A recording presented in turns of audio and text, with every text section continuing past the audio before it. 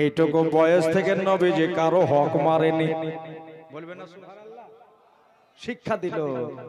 7 বার হাজি হয়ে যাওয়ার পরে 3টে বেটা আর একটা বেটি। কবে লুক করে 3 বেটাকে সম্পত্তি লিখে দিয়েছে, বেটিকে দেয়নি। শুনতে পেয়েছে আব্বা ওই 3 ছেলেকে দিয়ে দিয়েছে। বেটি বিরহে বসে কান্দে। বন্ধুরে আমার ভাইরা রে, ওই মেয়েটার চোখের পানি কি বাবার দিলে লাগবে না? শুনে নাও, আল্লাহ রসুলের ইতিহাস শুনবো, নিজের জীবন গড়বো, হুজুরের কথা শুনবো, নিজে পরিবর্তন হব, তাহলে আপনার কামে লাগবে। যেমনি ডান দিক থেকে আপনার বাম দিকে নিয়ে যাওয়া, আবার এই দিকটা মুখে বারবার করে ঘোষণে দিতে যাচ্ছে, কিন্তু নবী আমার এটা আপনার মুখ লাগাচ্ছেন না। এই বাম দিকের স্তনে, বাম দিকের ছাতিতে হুজুরে ওয়ালা মুখ লাগালেন না। বারবার করে চেষ্টা করে বাবা আপনার কোন রকমের চোষানো গেল না। হালেমা রাদিয়াল্লাহু তাআলা আনহা বলছে, আবার ডান দিকে আমি নিয়ে নিলাম। ডান দিকটা আপনার চুষে পান করছে, কিন্তু বাম দিকেরটা চুষে কেন পান করে না? আপনার ইশারা গাওয়া দিতেছে। আল্লাহ নবী বলতেছেন, হালেমা গো, আমি বুঝতে পারছি আমার কাছে কেন লুকাওয়াট নাই, সুপাওয়াট নাই। আমার নূরের নবী বলতেছেন, ইন্নী আরা মালা তারাও না, ওয়া আসমাও মালা তাসমাও না। আমি যেটা দেখতে পাই দুনিয়া দেখতে পাই না, আমি যেটা শুনতে পাই দুনিয়া শুনতে পাই না। একটু জোরে বলেন সুবহানাল্লাহ। হালেমা রে,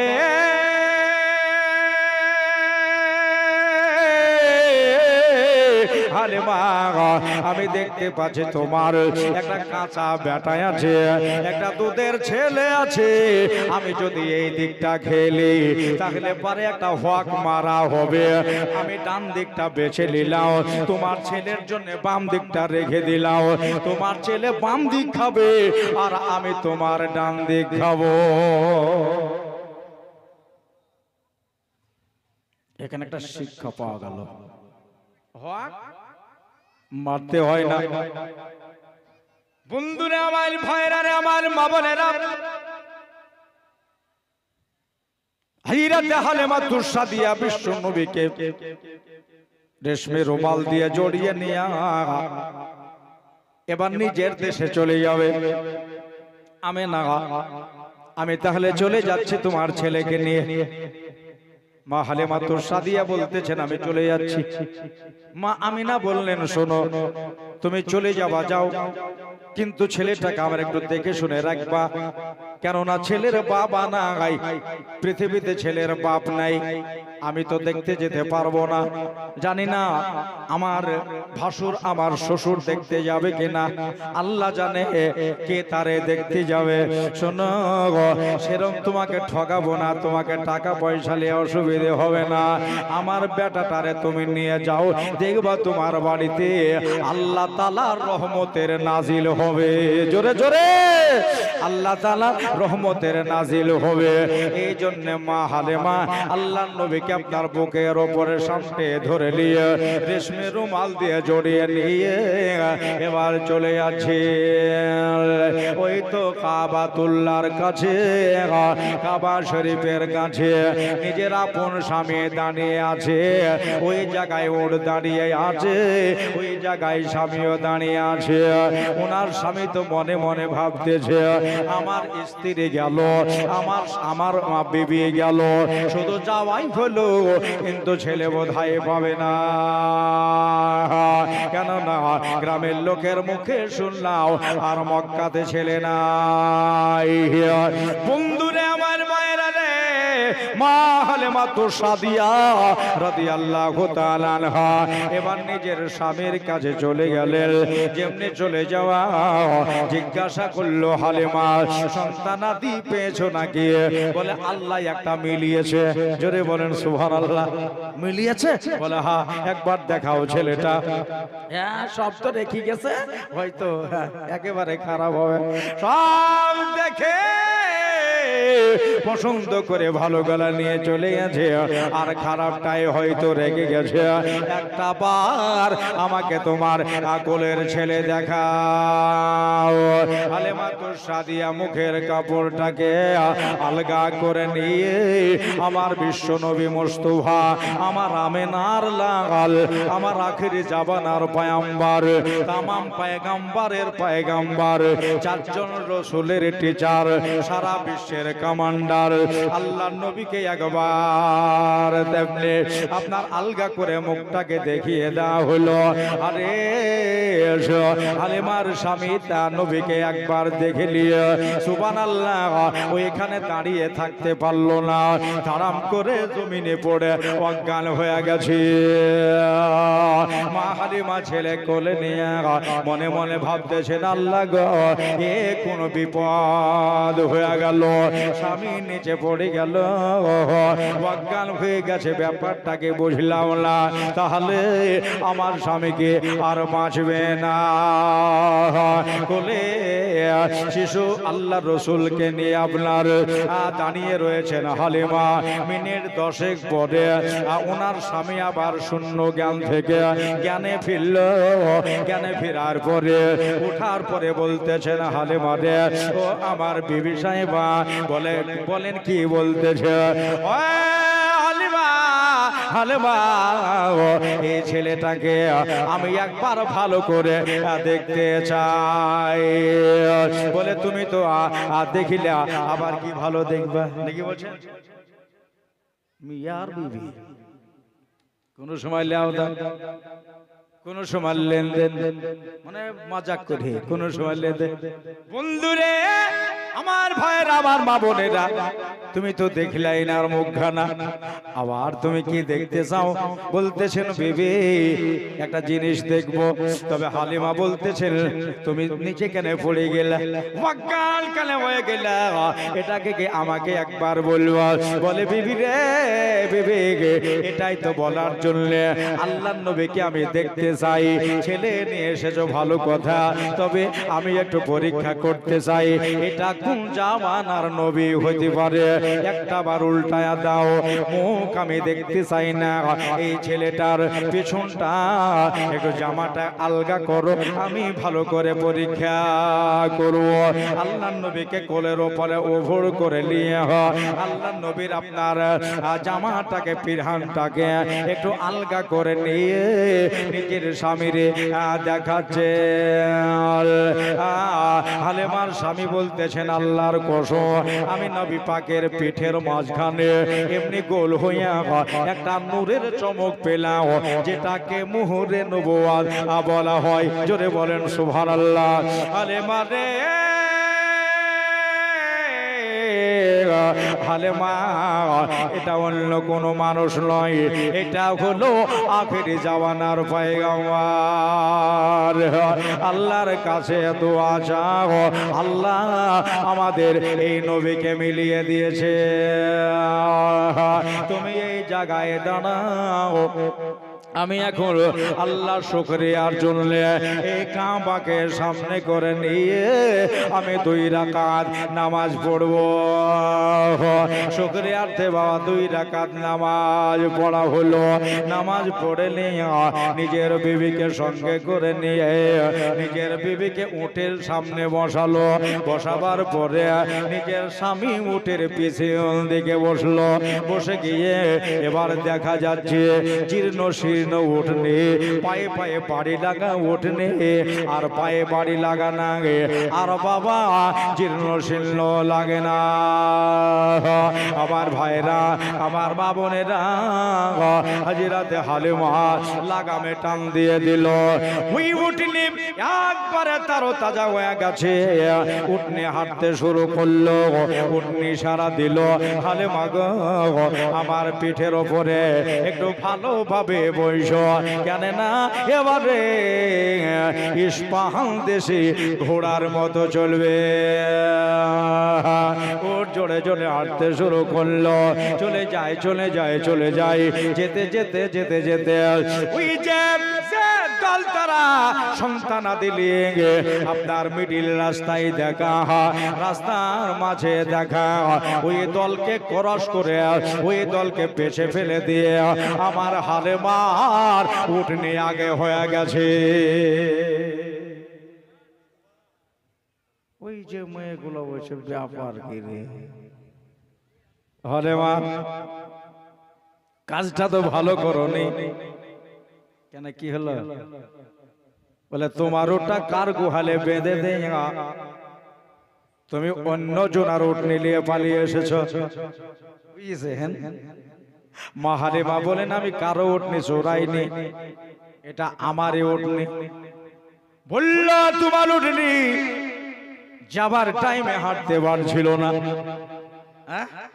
এখন ফিরে আসার পথে তোমার উটনি এত কেন জোর হয়ে গেল মা হালিমা বলে একটা কারণে জোর হয়েছে কি কারণে বলতেছেন আমার উটের উপরে একটা প্যাসেঞ্জার বেড়ে গেছে এই জন্য আমার উট জোরে জোরে চলছে জোরে বলেন সুবহানাল্লাহ ওরা বলতেছে আমাকে বুকা পেয়েছে যদি উটের উপরে একটা প্যাসেঞ্জার বাড়ে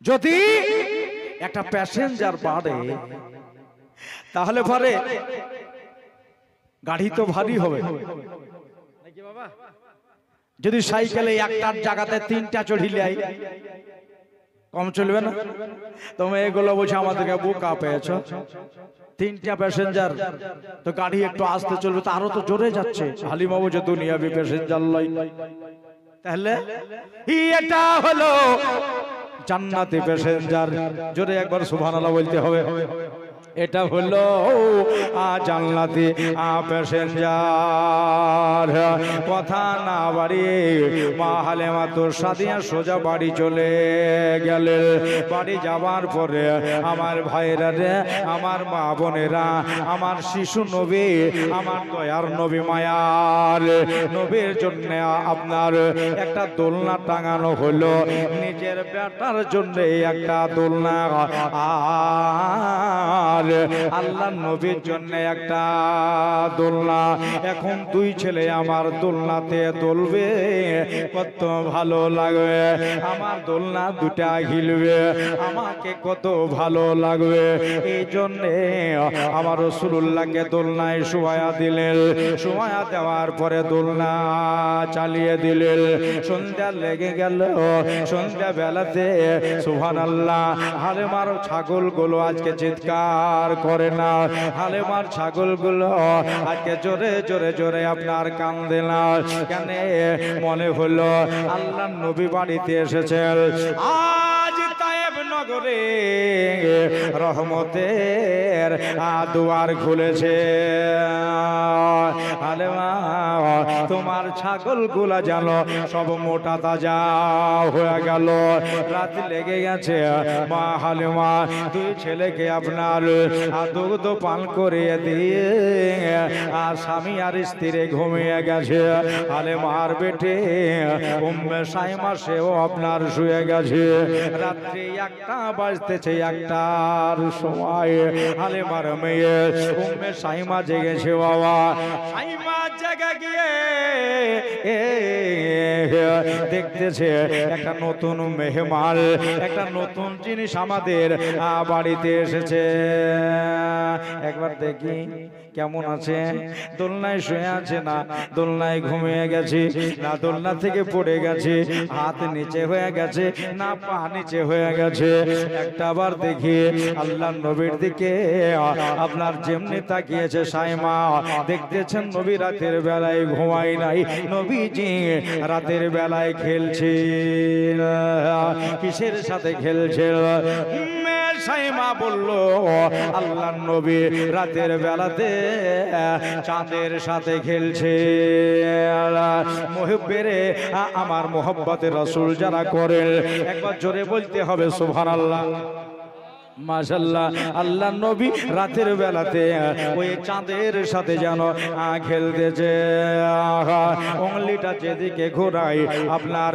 চাঁদ সেই দিকে হয়ে যায় আল্লাহর নবীর উঙ্গলি পূর্ব দিকে তো চাঁদ চলে যাচ্ছে পূর্ব দিকে আল্লাহর নবীর উঙ্গলি পশ্চিমে তো চাঁদ চলে যাচ্ছে পশ্চিমে আমার কথাটাকে যদি বিশ্বাস না করে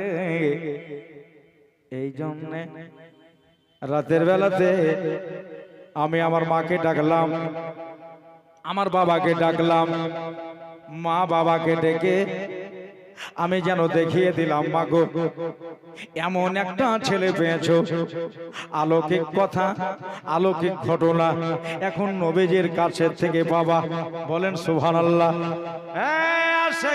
নবীরা নবীজির খেলাধুলা দেখলেন রাতের বেলায়, তারা শুয়ে গেলেন।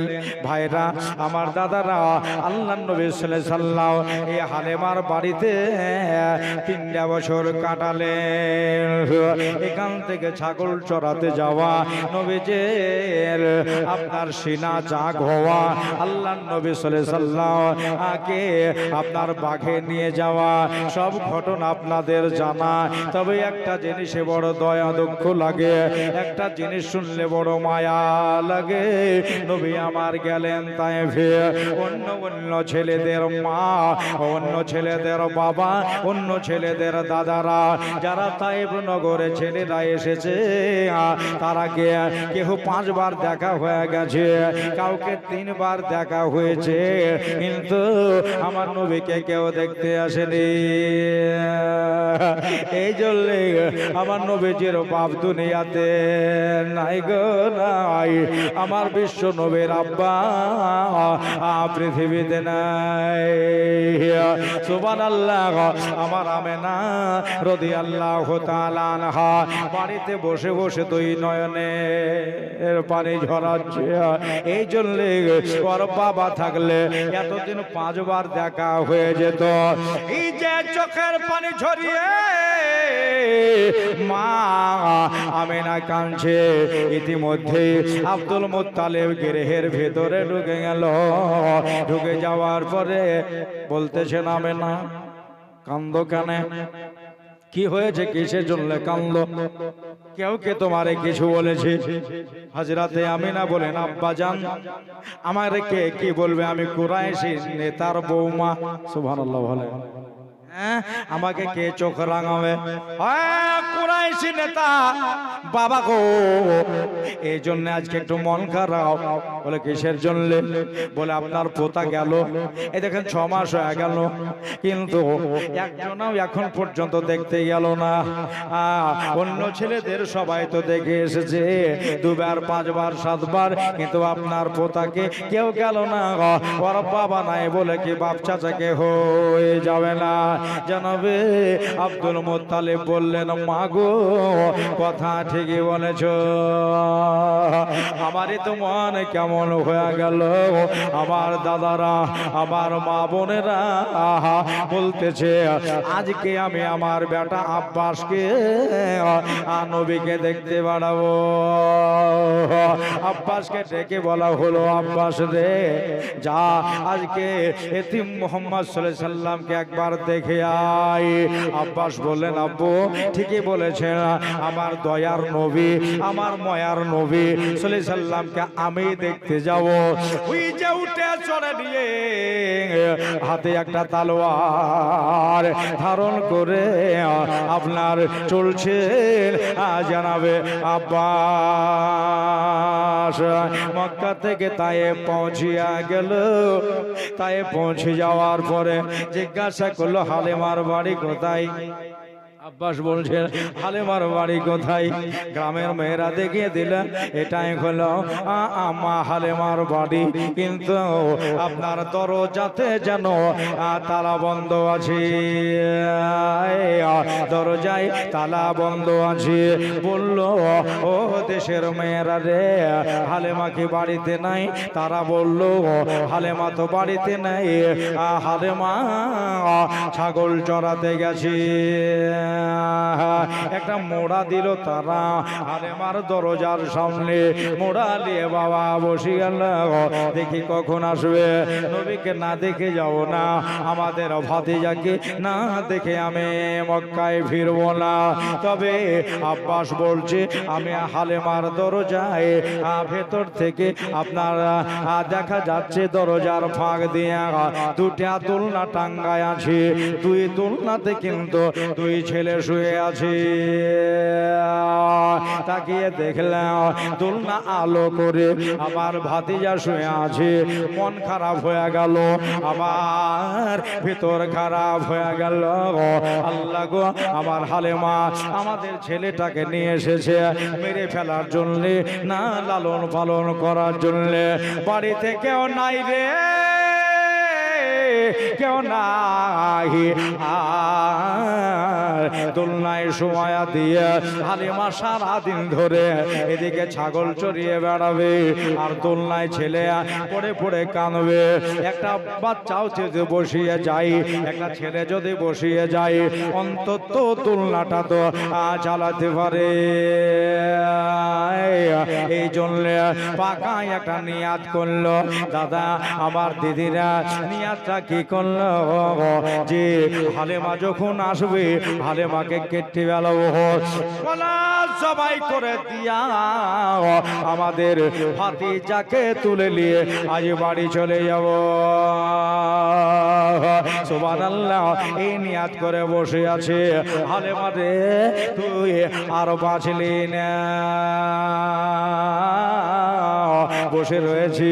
সারাদিন পার হয়ে গেল, বৈকাল টাইম ঘনিয়ে আসছে। হালেমা নিজের আপনার মোটামুটি 50-60 কিংবা 70, কোন রেওয়ায়ত বলো সবসে বিজায়েদ মানে 100-র বেশি ছাগল ছিল। 100 ছাগল নিয়ে হালেমা চারওয়াগাহা থেকে ওই দেখো চরণভূমি থেকে বাড়ির দিকে রওনা হয়েছে। আব্বাস তাকিয়ে দেখলো, ওই তো মা হালেমা আসে। বলো না ইয়া রাসূলুল্লাহ, বলতে হবে সবাইকে ইয়া রাসূল। আওয়াজ পেলাম না, জোরে জোরে নবীর মাস চলছে।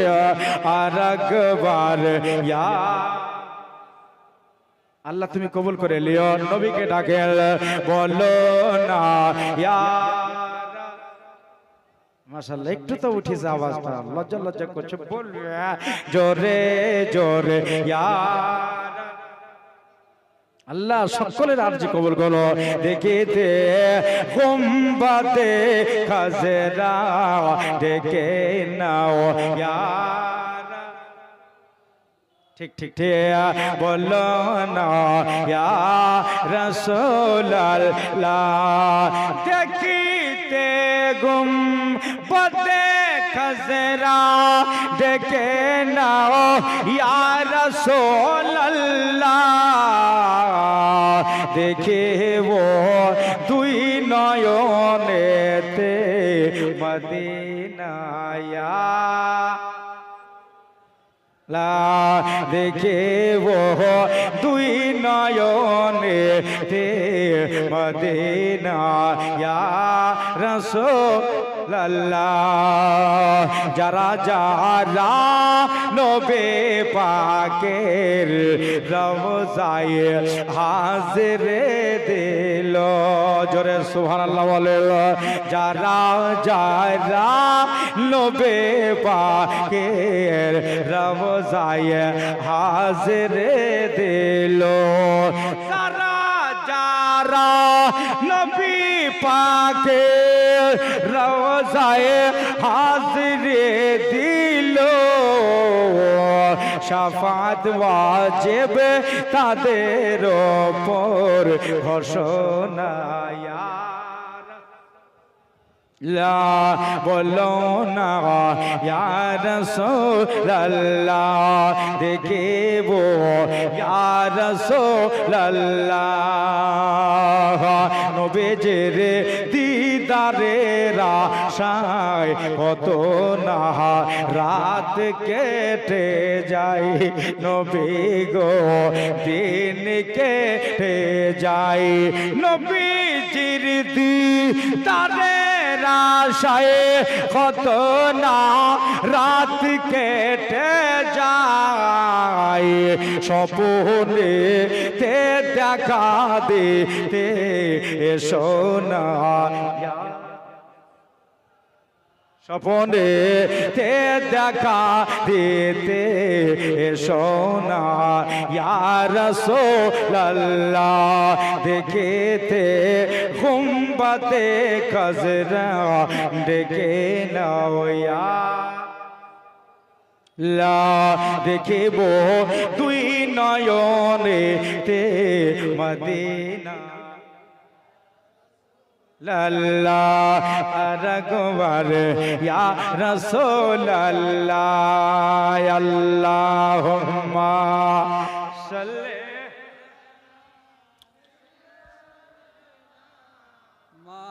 মাওলানা মুহাম্মদ ওয়া আলা আলি সাইয়্যিদিনা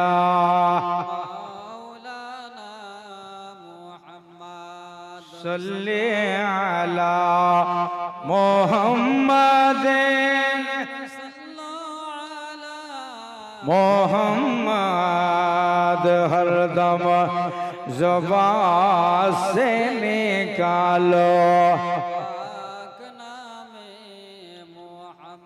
ہر دم زبان سے نکالو শাফিঈনা মুহাম্মদ সাল্লাল্লাহু তাআলা আলাইহি ওয়াসাল্লাম সুবহানাল্লাহ।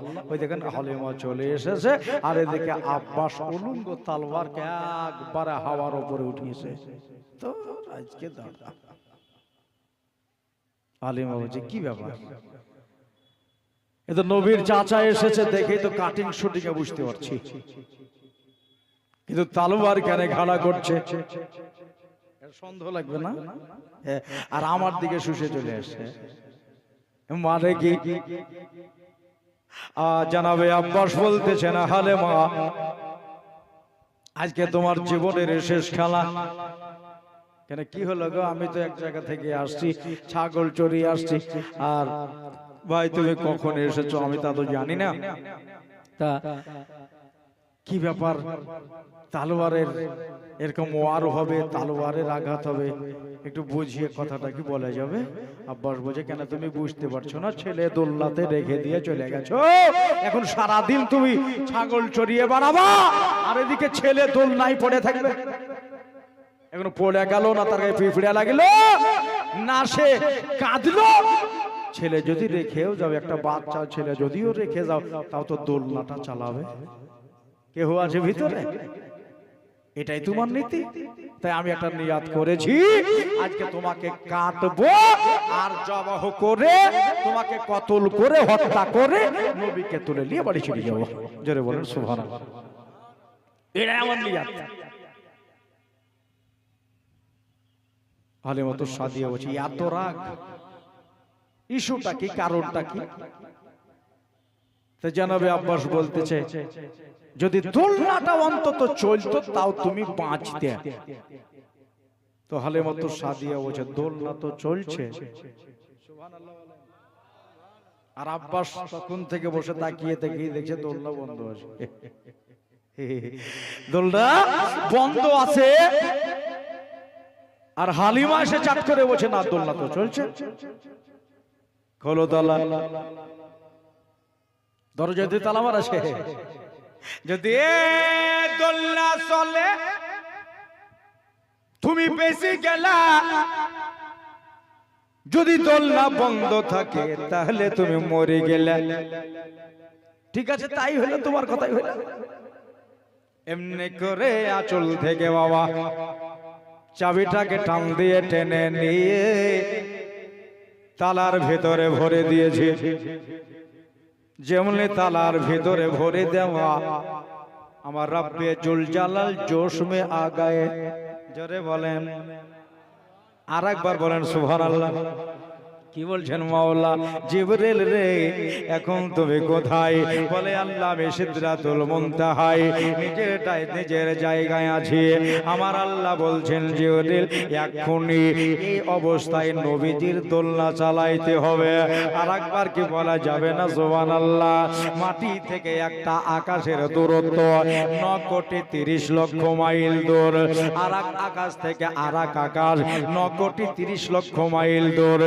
এমনি করে 7টা আকাশ আছে, 7টা স্তর আছে, 7টা আসমান ভেদ করে তারপরে সিদরাতুল মুনতাহা ওই জায়গায় জিবরাইল ফেরেশতা আছে। আর এক্ষুনি দোলনা চালাইতে হবে।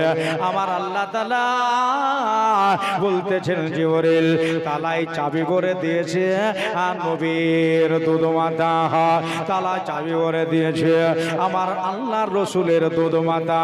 ও জিবরাইল তালা খসাতে না খসাতে আমার নবীজির দোলনা চালাইতে হবে। এখন ডাহিন পাকে কট করে পাক দিবে আর তালা খসে যাবে। জিবরিল কত দূরে আছে, কেমন করে আসবে? মা বোনেরা কান দিয়ে শোনো, কেমন করে জিবরিল আসবে? মৌলা রে মৌলা, মৌলা মৌলা, কত দূরে রাস্তা কিভাবে কভার করব? জিবরিল কথা না বলে আল্লাহ বলতেছেন এক্ষুনি আমার হাবিবের দোলনা চালাইতে হবে। ফেরেশতা জিবরাইল এমনি করে দুটা ডানা শাট করলেন, ইয়াকুতি ডানাগুলো এমনি করে ঝাড়া মেরে দিলেন। ঝাড়া মেরে দেওয়ার পরে একবারে সিদরাতুল মুনতাহা থেকে নিয়ে আমার হালেমার বাড়িতে প্রবেশ করে গেছি। এখনো তালা খসেনি, সুবহানাল্লাহ, এখনো তালা খসেনি। জিবরিল এসেছে আমার বিশ্ব নবীর দরবারে, এসে বাবা বসে গিয়া খাদেম হিসাবে দোলনা চালাতে শুরু করেছে। যেমনি দোলনা চালাতে শুরু করেছে আমার নবী, আমার মায়ার নবী, দয়ার নবী বলতেছেন জিবরিল শুধু আমারটা চালাইলে হবে নাকি, আমার দুধ ভাইয়ের দোলনাটাও চালিয়ে দাও। মুস্তাফা এলো, মুজতাবা এলো, নূর নবী এলো, মোর নবী এলো, আজ দুনিয়ায় এলো রে মদিনাওয়ালা সরকার রে। জোরে জোরে সুবহানাল্লাহ। মদিনাওয়ালা তাজদার রে, তাশরীফ আনিলেন মোর নবীজি মা আমেনার ঘরে। কাবা ঝোঁকে নবীর দিকে, কাবা ঝোঁকে নবীর দিকে, সালাম জানায়ে কুল কায়নাত রে মদিনাওয়ালা সরকার রে, মদিনাওয়ালা তাজদার রে। তো জিবরাইল বলছেন হুজুর আল্লাহ তাআলা আমাকে বলেছেন আমার হাবিবের দোলনা চালাও। অর্ডার কিন্তু আপনার দোলনা চালাবার আছে, আপনার দুধ ভাইয়ের দোলনা আল্লাহ আমাকে চালাইতে বলেনি। হ্যাঁ, দয়াল নবী বলে জিবরিল রে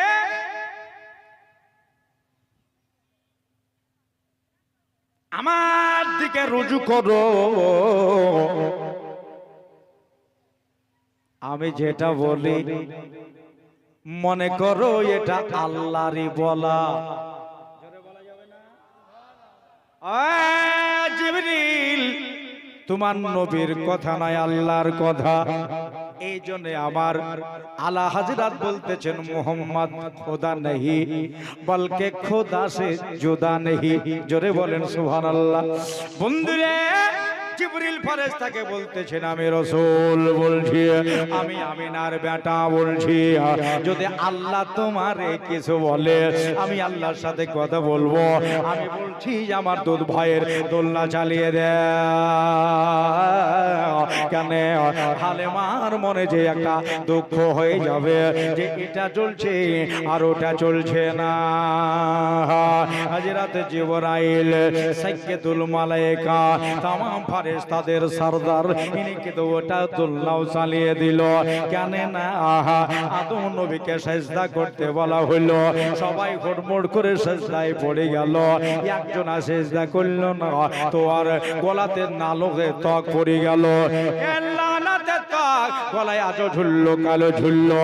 আল্লাহ নবীর কথা যারা অমান্য করে তারা যে আল্লাহর কথা অমান্য করে।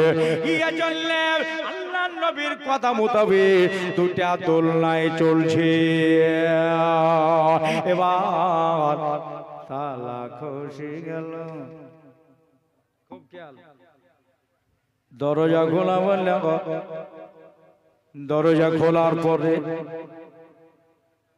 দরজা আলগা করে দিয়ে মা হালেমা তো সাদিয়া বলতেছেন, আব্বাস ভাই তুমি আগে যাও, আমি ঢুকবো না আগে। আর যদি আমি আগে ঢুকে যাই তুমি ফট করে বলবো তোরে গিয়ে দোলনা চালিয়ে দিলে, এটাই হয়তো বলবা। এই জন্য আগে তুমি ভেতরে যাও, তারপরে দেখো বাড়ির মাঝে রাখিয়ে বাড়ির খবর কি একটু দাও। সুবহানাল্লাহ। জানাবে আব্বাস বাড়ির ভেতরে ঢুকে গেল। ঢুকে যাওয়ার পরে দেখতেছে দুই দোলনা চলছে। আব্বাসের চোখ ছানা বড়া হয়ে গেল, আমি এতক্ষণ ধরে দোলনা বন্ধ দেখলাম, এবার এই দোলনা চালালো কে? ঘর বাড়ি সব চার্জ করা হলো, সব বাবা আপনার দেখা হলো, কিন্তু বাড়িতে এক্সট্রা কেউ নাই। আব্বাস বলেন, আলেমা গো সত্য করে হলো এই দোলনাটা চালাইলো কে? আল্লাহর কসম আমি দোলনা বন্ধই দেখলাম, এই দোলনা চালিয়ে দিয়ে গেল কে? মা হালেমা রাদিয়াল্লাহু তাআলা আনহা বলছেন, আমি আপনার বেলা 10টা 11টার সময় দোলনা চালিয়ে দিয়ে আমার মেয়েকে আগাতে যাই ছাগলগুলো, আবার কোনো দিন 2 ঘন্টা লেট হয়, কোনো দিন 3 ঘন্টাও লেট হয়। এবার আমি ওখান থেকে চারওয়াগা থেকে এসে দেখি আমি তো দোলনা চালিয়ে দিয়ে গেছি, 3 ঘন্টা পরেও এসে দেখি আল্লাহর নবীর দোলনা যেন চলতেছে, চলে যাচ্ছে, বন্ধ নাই। আব্বাস বললেন, আমার মনটা দিল আমার মল আমার দিল চাই না সুকুন হলো, আমি নবীকে কোলে নিলাম, আমি আল্লাহ রসুলের কপালে চুমু খাইলাম, চুমা দিয়ে নিয়ে আবার হালিমাকে সুপ্রদ করে আমি চলে গেলাম নিজের আবাস ভবনে। ভাইরা আমার মা বোনেরা গো, এইভাবে আল্লাহ নবী হালিমার বাড়িতে লাগাতার 2.5 থেকে 3 বছর থাকলেন। ওই কথাগুলো তো আপনারা শুনেছেন। তবে মা হালেমা রাদিয়াল্লাহু তাআলা আনহা মনে মনে ভাবছেন, বারবার বাঘের আশঙ্কা দেখা যায়, আমার মেয়ে সাইমাকে দেখে দৌড়ে দৌড়ে আসে যে আমার ভাইকে মুহাম্মদ সাল্লাল্লাহু আলাইহি সাল্লামকে পাহাড়ে নিয়ে চলে গেল, বাঘে নিয়ে চলে গেল। এইভাবে যদি বিশ্ব নবীকে বাঘে খেলাই, আমি কুরাইশদের সামনে দাঁড়াতে পারবো না, তা না করে অন্যের সন্তান আমি তার হাতে দিয়ে আসি। আজকে সকাল হলো, সকাল বেলাতে ওটটাকে সাজিয়ে নিয়ে ওটের পিঠে চাদর পাতা হয়েছে, কেন নাঙ্গা উঠলই আজকে আমার ওটের ওপরে আখেরি জামানার পায়াম্বার চড়বে, আজকে আমার উটের ওপরে তামাম নবীদের সর্দার বসবে, চাদর পেড়ে নিয়ে মা হালেমা পিছনে বসলেন, আর আমার নবীকে সামনে লিয়া উটের লাগামে টান দেবে। মাদারাজুন নবুয়াত দ্বিতীয় খণ্ডে আল্লামা আব্দুল হক মুহাদ্দিস দেহলভী রাহমাতুল্লাহ আলাইহি বয়ান করতেছেন, মা হালেমার 2 চোখের পানি যেন ঝরে গেল। মাবুদ মাওলা গো, নবীকে যে এত ভালোবেসেছি আল্লাহ, এখন আল্লাহ নবীকে আমি রেখে দিই আমিনার কাছে, আমি বাড়িতে এসে কেমন করে থাকবো? সুবহানাল্লাহ। আমাদের নিজের বেটার চাইতে নবীকে বেশি ভালোবেসে ফেলেছি। নিজের বেটাকে একবার দুধ খাওয়াই তো নবীকে 3 বার দুধ দেয়, কেমন করে নবীকে রেখে আমি বাড়ি আসবো? সুবহানাল্লাহ। নবী আমার সামনে বসে আছে, 3 বছরের ছেলে হালেমা এমনি করে আল্লাহকে বলতেছেন, দোয়া চাইতেছেন, মাবুদ আমি যখন আমিনার কাছে যাব রে মওলা, আমিনার কাছে আমি যখন যখন ছেলেটা সঁপব, আমিনাকে যখন তার ছেলেটা দিয়ে দেব, আমিনা যেন একটা কথা বলে, হালিমা আরো 1 মাস নবীকে নিয়ে যাও। জোরে বলেন সুবহানাল্লাহ। আপনারা আমরা হলে বলতাম যে আগে টাকা দাও, ছেলে নাও, মেলা দিন হয়ে গেল আর বুঝতে পারছেন, বলতো না? বন্ধুরে, মা হালিমা বলতেছেন, আল্লাহ তুমি এই দোয়াটা কবুল করো। নিজের গৃহ থেকে বাড়ি থেকে মক্কার পা পর্যন্ত পৌঁছে গেল, কিন্তু মেহমানুর মা হালিমার কাজায় হাজাতের ইচ্ছা হলো। হালিমা বাইরে যাবে, হালিমার পেটে ব্যথা উঠেছে, হালিমা কোথায় বসবে? ছেলেরা তো অনেক রাস্তায় দাঁড়িয়ে আছে, আমি হলাম মেহমানুর, লোকজন থাকলে তো ওখানে পেশাব করা হবে না। এই জন্য মা হালিমা দেখতেছেন, আমি দেখতে দেখতে মক্কায় পৌঁছে গেলাম। মক্কায় এক জাবালের কাছে আমি যেন উটের লাগামে টান দিলাম, লাগামে টান দিয়ে আমি নিচে নেমে গিয়ে আমার এখন আপনার কাজায় হাজাত করব। আমার বাবা ওই যে পাহাড়ের গুহা, ওই পাহাড়ের গুহার ভিতরে আমি ঢুকে যাব। মেহমানুর, আমি কাজ মিটিয়ে নেওয়ার পরে তারপরে আমি বেরিয়ে এসে নবীকে নিয়ে আবার বাড়ি চলে যাব। তবে মা দেখলে আমি যদি ওই পাহাড়ের গুহায় যাই আর নবী যদি উটের ওপর থেকে পড়ে যাই, তার মায়ের সামনে আমি কি জবাব দিব? চারিদিকে খেয়াল রাখছেন মা হালিমা। আল্লাহর নবীকে নিচে নামালেন, নিচে নামিয়ে নিয়ে এবারে একটা কালো পাথরের ওপর বসালেন, বসে বাবা এখানে বসে থাকবো, আমি ভেতরে যাব আরম্ভে আবার ফিরবো। থাকলো নবী থাকলো, হালিমা চলে গেলেন গুহার ভেতরে। গুহার ভেতরে নিজের কাজ মিটিয়ে বাইরে যদি বেরিয়ে আসতেছে, ওই দেখো উটের জায়গায় দাঁড়িয়ে, পাথরের জায়গায় দাঁড়িয়ে, কিন্তু ওই পাথরের উপরে আমার নবী না। আল্লাহ নবী কোন দিকে চলে গেল? পাহাড়ের উপরেও দেখা পেলাম না, পাহাড়ের সাইডেও নাই, পাহাড়ের পাদদেশে নাই। কোথায় গেল? মা হালিমা খোঁজে বেকার হয়ে গেলেন, কিন্তু আমার নবীর দেখা পেলেন না। মনে মনে ভাবতেছে, আমি যদি বাড়ি চলে যাই, আমি যদি বাড়ি চলে যাই, কালকে আব্দুল মুত্তালিব পৌঁছিয়ে যাবে আমার কাছে। যখন ছেলে চাইবে আমি যে তখন দিতে পারবো না। এই সব কথা আমি আব্দুল মুত্তালিবকে গিয়ে বলি, আর যতক্ষণ নবীর দাদুকে না বলবো আমার এই কাজের সমাধান হবে না। নাকি সোজা চলে গেলেন মুত্তালিব সাহেবের কাছে। কাবা ঘরের মুতাওয়াল্লি সাহেব, আপনার সাথে আমার একটা কথা। কি? হালিমা রে, তুমি একা এসেছো, সঙ্গে আমার পোতাটাকে কেন নিয়ে শুনি? বলল, চাচা চাচা গো, আপনার পোতারের সঙ্গে নিয়ে এসেছিলাম, কিন্তু ওই যে পাহাড়ের গা থেকে, পাহাড়ের গোড়া থেকে নবী আমার আউট হয়ে গেছে। টোটাল কথাটা শুনিয়ে দেওয়া হলো। আল্লাহর নবী ওখান থেকে কোথায় চলে গেছে, এখন কে নিয়ে গেল না মেরে ফেললো, না কোথায় চলে গেল, না বাঘে তুলে নিয়ে চলে গেল, আমি যে চাচা বলতে পারবো না। আব্দুল মুত্তালিব বলছে, না হালিমা রে, আমার বাড়িতে বস, আমার বাড়িতে বসো, এই কথাটা আমার আমেনার কানে দিও না। এই জন্য আমেনার স্বামী দুনিয়াতে নাই, বিদায় হয়ে গেছে। আবার যদি নবীর কথা শুনে যে আমার বেটা হারিয়ে গেছে, বেটাকে মেরে ফেলেছে, আমেনা যে হার্ট ফেল করতে পারে। এই রাতে আলেমা আব্দুল মুত্তালিবের বাড়িতে বসে রইলেন। ইতিহাস খুলে দেখেন, আব্দুল মুত্তালিব বাইরে বের হলেন, জোরে করে একটা ডাক মেরে দেওয়া বললো, ওরে কুরাইশ বংশের মানুষেরা রে, আমি তোদের নেতা ডাকতেছি, তোরা বাড়ি থেকে আয়, বাড়ি থেকে আয় রে। আবার আমেনার লাল হারিয়ে গেছে।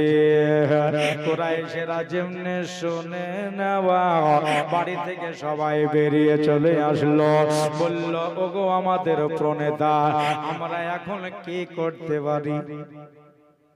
বলল সবাই উঠ ঘোড়া নিয়ে বেরো, যাক নবী কোথায় রয়েছে। সারা বংশের লোক রাস্তাঘাটে নেমে গেল, আল্লাহ রসুলকে খুঁজে বেড়ায়। 3 বছরের নবী আউট, আল্লাহর হাবিব গায়েব। মানুষেরা সব চারিদিকে ছড়িয়ে গেল। দেখা গেল ঘন্টার পর ঘন্টা চলে যায়, আমার নবীজির পাত্তা পাওয়া গেল না। হায় হায় হায়, তাইলে এবার কি হবে? নবী আর দুনিয়ায় নাই, বোধহয় নবীরা মেরে দিয়েছে। মানুষজন সবাই আবার ফিরে আসলো। কুরাইশ নেতাকে এসে বলল যে আমাদের ওই ভাতিজাটাকে পেলাম না, খুঁজে খুঁজে পেলাম না, চারিদিকে দেখলাম, চারিদিকে ঢুললাম, কিন্তু নবীজির পাত্তা পাওয়া গেল না। আব্দুল মুত্তালিবের এবারে বুক যেন চৌচির হয়ে যাচ্ছে, আমার আমেনাও বোধহয় আর বাঁচবে না। আজ রাতে জানাবে আব্দুল মুত্তালিব সাহেব বাড়িতে বাউযু হলেন, একবার সুবহানাল্লাহ জোরে বলেন। ওযু বানিয়ে নিয়ে ইনি সোজা কাবার গৃহে গেলেন। কাবা ঘরের ভিতরে চলে যাওয়ার পরে সেজদা বা সুজুদ হলেন। সেজদায় পড়ে গিয়ে আমার আল্লাহকে ডাক দিয়ে বলতেছেন, মাওলা আমাদের নবী হারিয়ে গেছে, আল্লাহ গো একটু তুমি বলে দাও, এত খুঁজলাম এত দেখলাম, আমার জনাবে মুহাম্মদুর রাসূলুল্লাহকে খুঁজে পাওয়া গেল না। মাবুদ রে, আমাদের পোতাকে খুঁজে পাওয়া গেল না। আল্লাহর কাছে চেয়েছে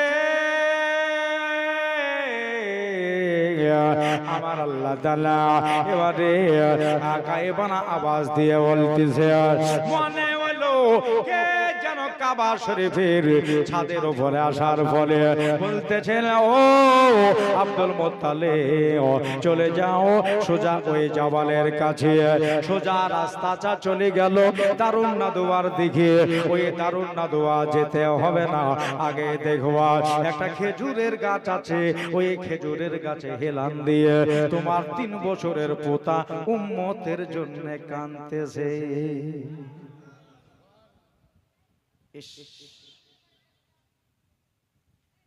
সেজদা থেকে মাথা উঠালেন।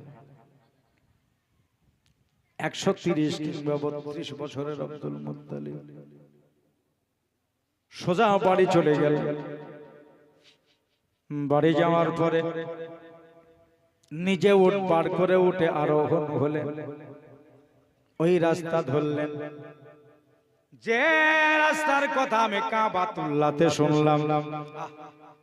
দয়ার নবীকে খুঁজবেন, সোজা রাস্তা ধরে চলে যাচ্ছে।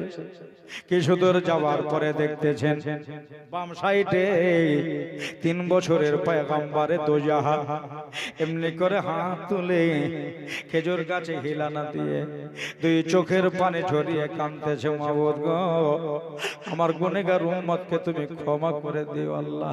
জোরে বলেন সুবহানাল্লাহ। মাবুদে মওলা গো আমার গুনাহগার উম্মতকে ক্ষমা করে দিও মওলা। 2 চোখের পানি ঝরতেছেন আর গাল বেয়ে বেয়ে পড়ছে। আব্দুল মুত্তালিব আপনার দাঁড়িয়ে দিলেন, উঠকে দাঁড় করিয়ে দিয়ে এতিম মুহাম্মদ সাল্লাল্লাহু আলাইহি সাল্লামের দিকে তাকিয়ে তাকিয়ে দেখতেছিল, আমার মদিনা বালার দিকে তাকিয়ে তাকিয়ে দেখছিল। নিচে নেমে গেলেন, নিচে নেমে গিয়ে একবারে সোজা ওই বাচ্চার কাছে পৌঁছে গেলেন। জিজ্ঞাসা করলেন, বাবা তোমার নামটা কি একবার শুনতে পারি? তিনি বললেন, ও জাইফ ব্যক্তি, আমার নাম হলো মুহাম্মদ বিন আব্দুল্লাহ বিন আব্দুল মুত্তালিব। জোরে বলেন সুবহানাল্লাহ। আমি হলাম আব্দুল মুত্তালিবের বেটা আব্দুল্লাহ, আর আব্দুল্লাহর বেটা হলাম আমি মুহাম্মদ সাল্লাল্লাহু আলাইহি ওয়াসাল্লাম। এমনি করে হাত বাড়িয়েছে, আমি তোমার দাদা হালিমাকে বলে আসো। হালিমা কেন্দে পাগল হয়ে যাচ্ছে। এসো একবার আমার বুকে। কি সুন্দর হয়েছে রে আমার পোতা। জি চাঁদে দাগ আছে, আমার পোতার শরীরে দাগ নাই। হাত বাড়িয়ে দিয়েছে নিজের দাদা আমার মায়ার নবীকে কোলে নিয়ে এই আপনার মাথার উপরে একটা চুমু খাইলেন। আব্দুল মুত্তালিব বললাম স্যার পে চুমা দিয়া আল্লাহ রসুলের মাথায় চুমা খেলেন, নিয়ে গিয়ে উটের ওপরে বসালেন। হুজুরে ওয়ালাকে নিয়ে চলে গেলেন নিজের গৃহে। হালেমাকে গিয়ে বলতেছেন, হালেমা এই দেখো ছেলে পেয়েছে ছিল অমুক জায়গায়। নিয়ে মা হালেমা তোর সাদিয়া আল্লাহর নবীকে বুকের সাথে জড়িয়ে ধরে চুম্মু খেয়ে আমিনার কাছে নিয়ে গেলেন। আমিনা ছেলে লাও, তোমার ছেলে আমি তোমারে বুঝিয়ে দিলাম। আজ রাতে আমিনা নিজের বেটাকে কোলে নিলেন, আদর সোহাগে ভরিয়ে দিলেন। তারপরে আল্লাহর নবীকে কোলের উপরে করে নিয়ে আমিনা বলছেন, হালেমা যদি রাগ না করো, ও হালেমা যদি গোসা না করো, তাহলে তোমারে আমি একটা কথা বলতে হবো। হালিমা বসে কি বলতে চাও? বললেন, হালেমা আমার দেশে একটা অসুখ ঢুকেছে, ওই অসুখে প্রায় প্রতিদিন একটা দুইটা করে বাচ্চা মারা যাচ্ছে। যদি তুমি রাগ না করো আর 1 মাস আমার নবীকে তুমি দেখভাল করো। জোরে বলেন সুবহানাল্লাহ। হালিমা দোয়া করেছিলেন, আল্লাহ আমি না জানে বলে 1 মাস আরো বসুগা। বুঝে আসলে কথা? দোয়া কবুল হয়েছে আল্লাহর দরবারে। মা হালিমা আলহামদুলিল্লাহ নারা লাগিয়ে বিশ্ব নবীকে আবার নিয়ে গেলেন তায়েফ নগরে। 1 মাস থাকলো। 1 মাস পরে মাকে বুঝিয়ে দিলেন নিজের ছেলে। মায়ের কাছে থাকতে লাগলেন পয়গম্বরে দুজাহান। 1 বছর থাকলেন, 2 বছর থাকলেন, 3 বছর থাকলেন। এদিকে 3 বছর মায়ের কাছে, 3 বছর বয়স হলো রাসূলুল্লাহর 6 বছর। 6 বছর বয়সে নবীজি আমার খেলাধুলা করবেন। বাচ্চা ছেলের তো খেলাধুলা করাই কাজ, ঠিক কি না? ধুলোবালি নিয়ে, খোলা নিয়ে, বল নিয়ে, এটা সেটা নিয়ে, মোবাইলের খাপ নিয়ে। তবে আমার নবী কি নিয়ে খেলতেন? ইতিহাস খুলে দেখো, আল্লাহ নবী চলে যেতেন সোজা মাঠের ভিতরে, যেখানে কোনো সাবি নাই, কোনো আপনার ছেলে নাই, কোনো বাচ্চা নাই, একাই মাঠের ভিতরে যাওয়ার পরে আল্লাহ নবী কাদা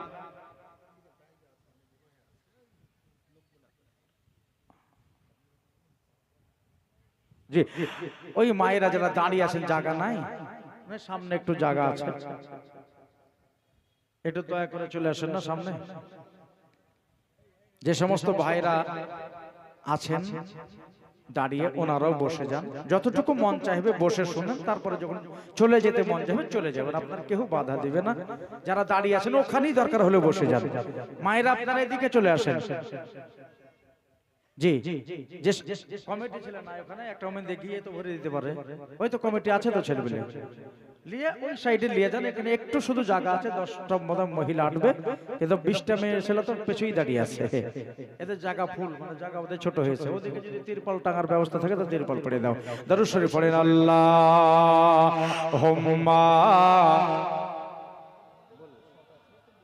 সাইয়্যিদানা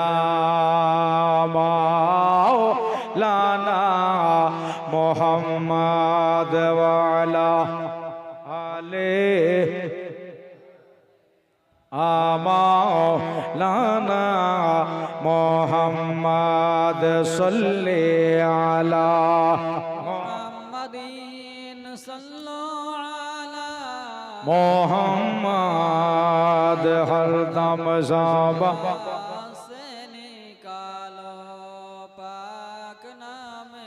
मोहम्मद हरदम ज़बान से निकालो शफीअना मोहम्मद सल्लल्लाहु ताला अलैहि वसल्लम। তোমাকে আমার মনে পড়েছে।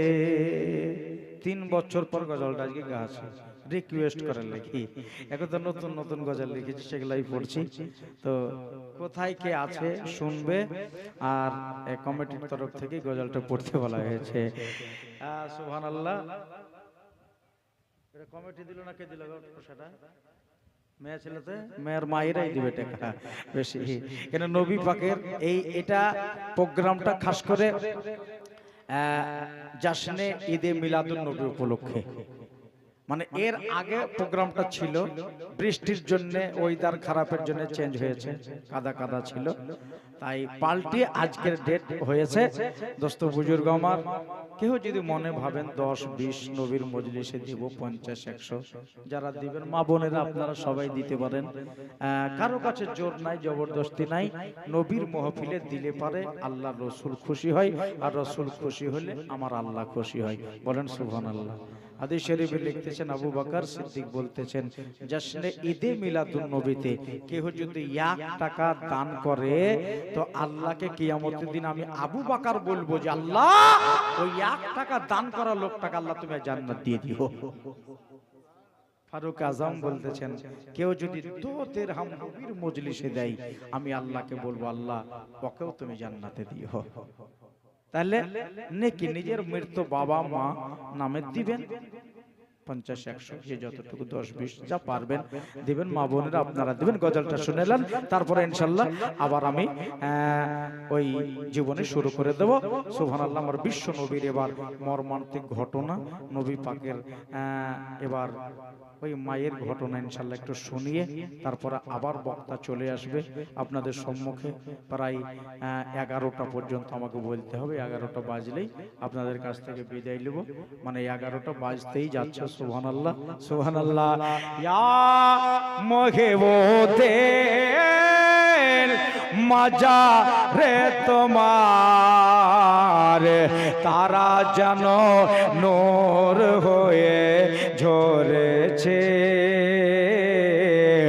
তোমাকে আমার মনে পড়েছে জোরে একবার সুবহানাল্লাহ আওয়াজ দিয়ে বলেন সুবহানাল্লাহ এই যে গামছাটা গেল ভাই দেন যতটুকু পারবেন দেন মা বোনেরা আপনাদের কাছেও যাবে আপনারাও হাতে বাহির করে রাখবেন ইনশাআল্লাহ নেকি হবে আজ তোমাকে আমার মনে পড়েছে তোমাকে আমার মনে পড়েছে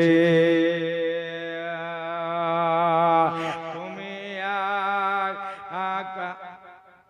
আসিলে দয়াল তুমি এ না ভবেতে খোদা তাআলা পাঠাই দিলেন শুধু রাজমিরেতে জোরে জোরে বলেন সুবহানাল্লাহ আসিলে দয়াল তুমি এ না ভবেতে খোদা তাআলা পাঠিয়ে দিলেন শুধু রাজমিরেতে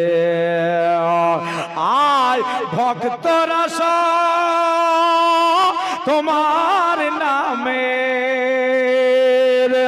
আমার লাগেতে চলেছে চলেছে তোমাকে আমার মনে পড়েছে পড়েছে তোমাকে আমার মনে পড়েছে সে পড়তেছি তুমি এক খোদার বলে মারে ফাতের ভান্ডার তাই তোমায় দুনিয়াতে করেছে গো সমদর জোরে বলেন সুবহানাল্লাহ তুমি এক খোদার বলে মারে ফাতের ভান্ডার তাই তোমায় দুনিয়াতে করেছে গো সমদর আরে আশেকে জন্যে কত আশু ঝরে গিয়েছে গিয়েছে তোমাকে আমার মনে পড়েছে তোমাকে আমার মনে পড়েছে ইয়ামগেও দে জোরে সুবহানাল্লাহ ইয়ামগেও দে মাজারে তোমার তারা যেন নূর হয়ে ঝরেছে তোমাকে আমার মনে পড়েছে তোমাকে আমার মনে পড়েছে সে একটা শুনেল তোমার কাছে ধরা পড়ে বলবে না সুবহানাল্লাহ তোমার কাছে ধরা পড়ে দুনিয়ায় এবং দিন তাই তোমার নাম হয়েছে হুজুর মঈনুদ্দিন তাই তোমার নাম হয়েছে হুজুর মঈনুদ্দিন আর দিনের চেরাগ তুমি বাবা তোমার নামের মানে হয়েছে তোমাকে আমার মনে পড়েছে তোমাকে আমার মনে পড়েছে তুমি ভক্তদের সুবহানাল্লাহ বলেন সুবহানাল্লাহ ও তুমি ভক্তদের নয়নের মনে তুমি রাজা বাদশাহ তোমার নাম নিলে পারে হয় না কোনো হাদসা হয় না কোনো হাদসা আরে তোমারই নামেরই গুলে বিপদ দূর হয়ে গেছে গেছে তোমাকে আমার মনে পড়েছে তোমাকে আমার মনে পড়েছে নদীর মাজারে তোমার তারা যেন নূর হয়ে ঝরেছে তোমাকে আমার মনে পড়েছে পড়েছে পড়েছে তোমাকে আমার মনে পড়েছে আল্লাহুম্মা সাল্লি আলা সাইয়্যিদিনা মাওলানা মুহাম্মদ ওয়া আলা আলি সাইয়্যিদিনা মাওলানা মুহাম্মদ সাল্লি পড়েন পড়েন সাল্লি আলা মুহাম্মাদিন সাল্লাল্লাহু মুহাম্মদ হরদম জবা সে লে গালো পাক নামে মোহাম্মদ হরদম জবা সে নে গালো মোহাম্মদ সাল্লাল্লাহু তাআলা আলাইহি ওয়াসাল্লাম বেরাদার আমার ভাইরা আমার মা বোনেরা বহু কথা আছে নবীর জীবনে তো শেষ নাই তো আল্লাহর নবী ওই মাঠে গিয়া না কাদা দিয়ে ছোট করে মসজিদ বানাইতো তাহলে নবী মসজিদের পক্ষে আর কেহ মসজিদের বিপক্ষে যারা মসজিদের পক্ষে তারা নবীওয়ালা আর যারা মসজিদের বিপক্ষে তারা ইজরাইলওয়ালা ঠিক কি না